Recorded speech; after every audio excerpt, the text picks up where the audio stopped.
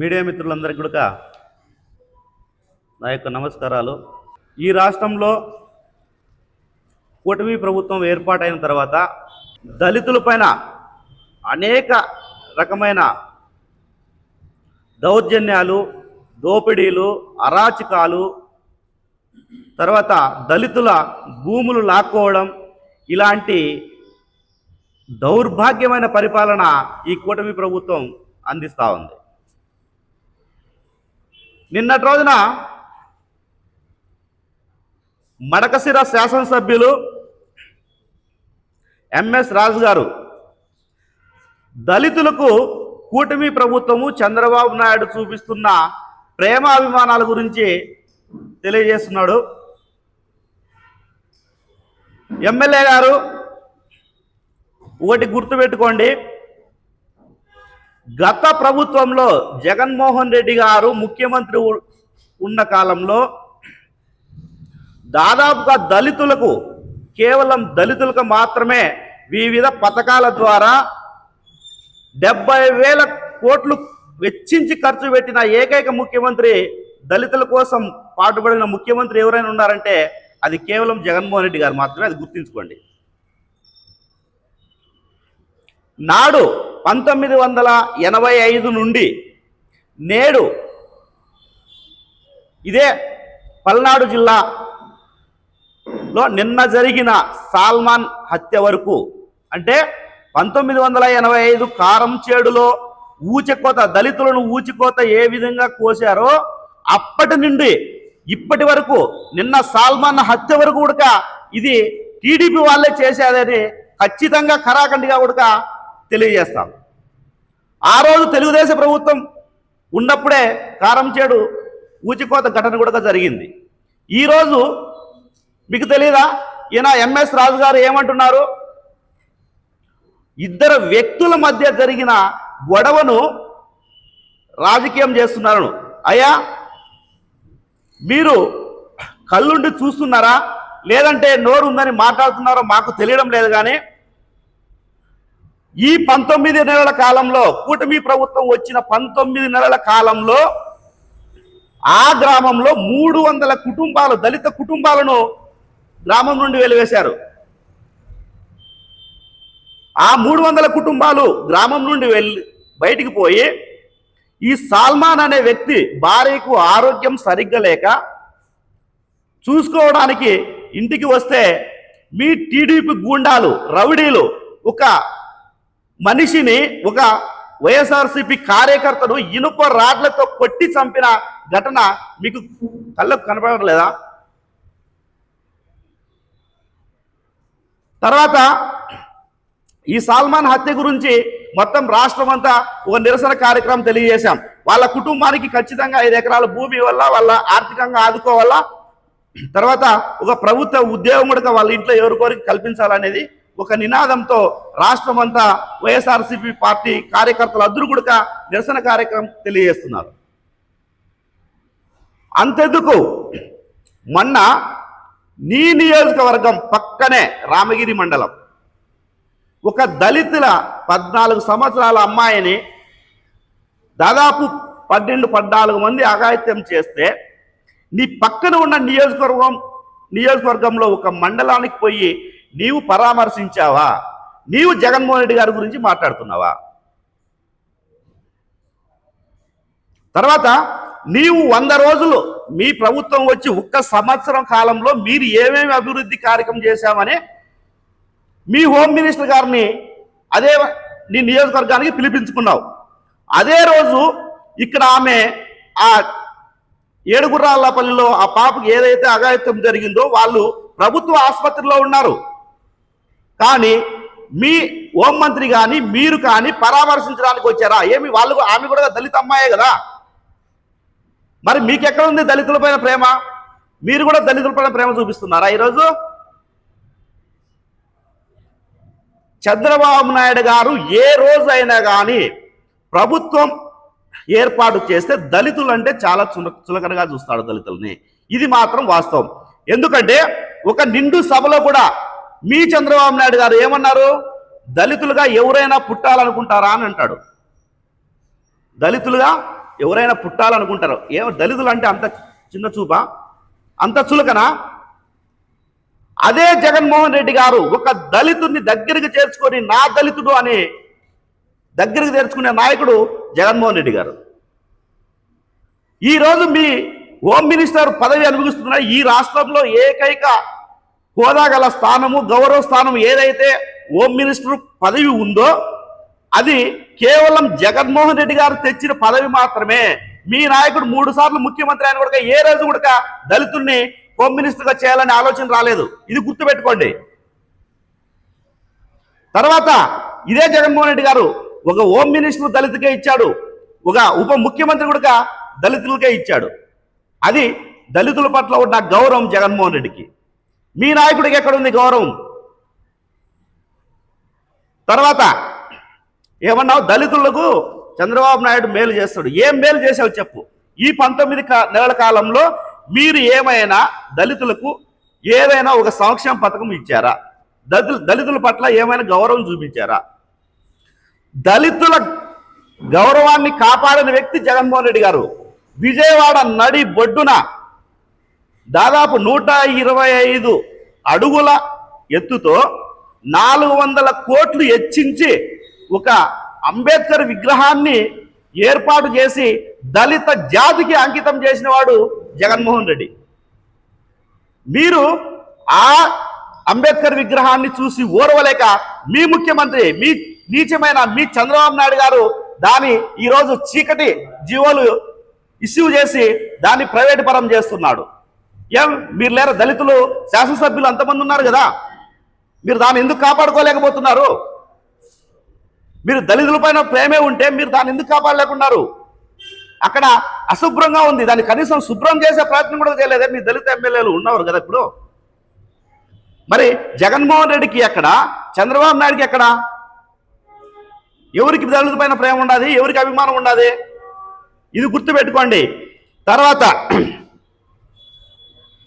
మన అనంతపురం నగరంలోనే రామకృష్ణ కాలనీలో ఒక ఎస్టీ అమ్మాయి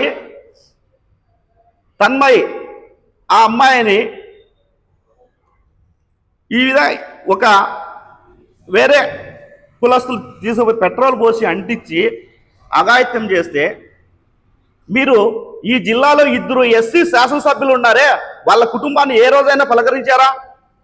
ఏ రోజైనా పరామర్శించారా? పోనీ ప్రభుత్వం ద్వారా వాళ్ళకి ఆర్థికంగా ఏమైనా సహాయం చేశారా?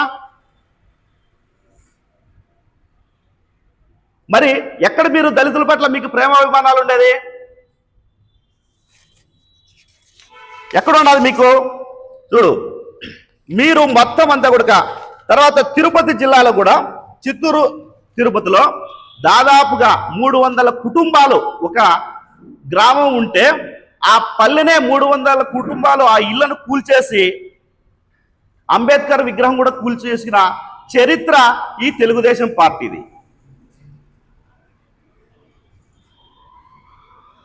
తర్వాత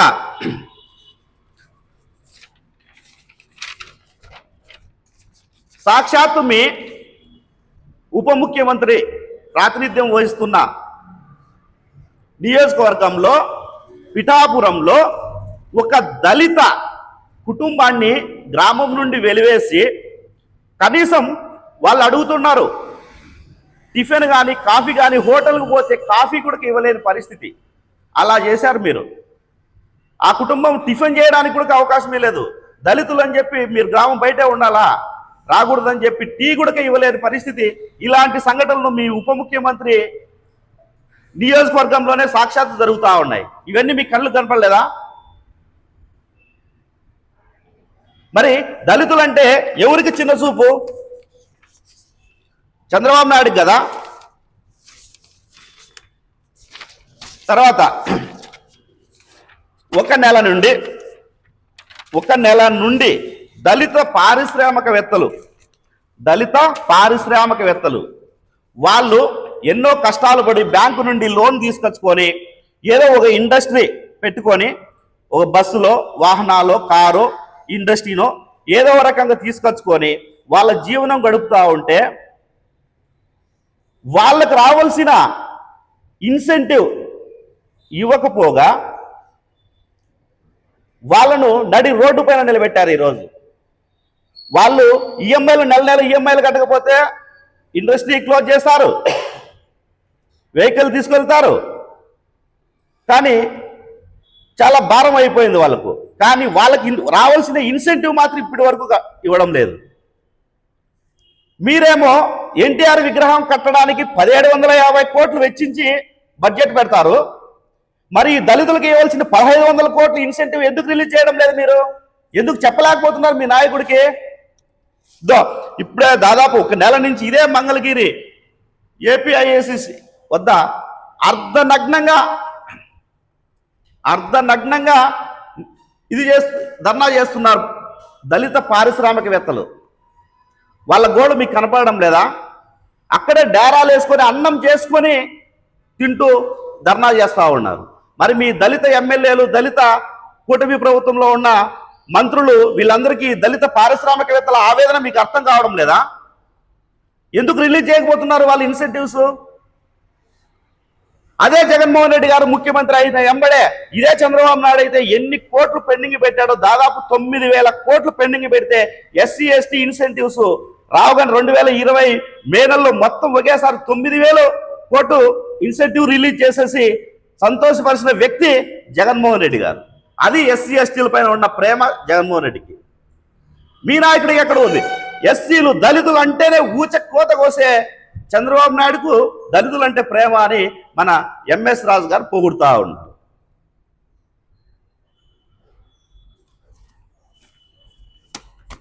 ఇప్పుడు ఎందుకు ఇవన్నీ? మీకు ఎందుకు భయం? దళితులు అంటే దళితులు ఎందుకు అఘాయిత్యాలు చేస్తున్నారు? ఎందుకు వాళ్ళ భూములు లాక్కుంటున్నారు? ఎందుకు వాళ్ళంటే మీకు భయము? చెప్తున్నాం. కేవలం దళితులు అందరూ కూడా ఈరోజు జగన్మోహన్ రెడ్డి అంట ఉన్నారు కాబట్టి మీకు భయం వాళ్ళంటే. అందుకే వాళ్ళపైన అక్రమ కేసులు పెడతారు, వాళ్ళ భూములు లాక్కుంటారు, వాళ్ళను చంపడానికి కూడా మీరు సిద్ధంగా ఉండే ఈరోజు సల్మాన్ గారిని కూడా చంపారని దళితులందరూ కూడా గమనిస్తూ ఉన్నారు.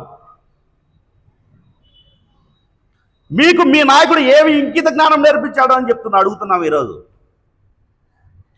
ఇదే 5 సంవత్సరాలు మాజీ ముఖ్యమంత్రి జగన్మోహన్ రెడ్డి గారును ఇదే శాసనసభ్యులు ఎంఎస్ రాజు గారు పులివెందుల ఎమ్మెల్యే అంటారు. ఇదే మీకు మీ నాయకుడు మీ చంద్రబాబు నాయుడు నేర్పించిన సంస్కృతికి?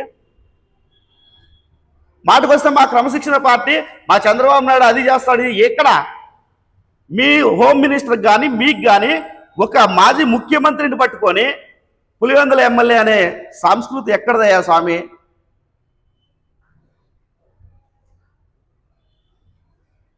తర్వాత దళితులు భూములు లాక్కోవడము ఎంత మాత్రం సమంజసమో ఎంఎస్ రాజు గారు చెప్పాలా. వాళ్ళకు ప్రభుత్వం అదే పనిగా డీ పట్టా ఇచ్చి 1B అడంగలు ఇచ్చి వ్యవసాయం చేసుకొని 5 ఎకరాలు పొలం వాళ్ళకి ఇస్తే దాని వేరే కులం వాళ్ళు లాక్కోవడం ఏం మీకు కనపడలేదా? రోజు మన కూడేరులో జరిగిన సంఘటన జరగలేదా? రాయదుర్గం నియోజకవర్గంలో జరిగిండే దళితుల భూమి లాక్కుండే సంఘటన మీకు కనపడలేదా? మరి దళితుల పట్ల మీరెవరు మాట్లాడుతున్నారు?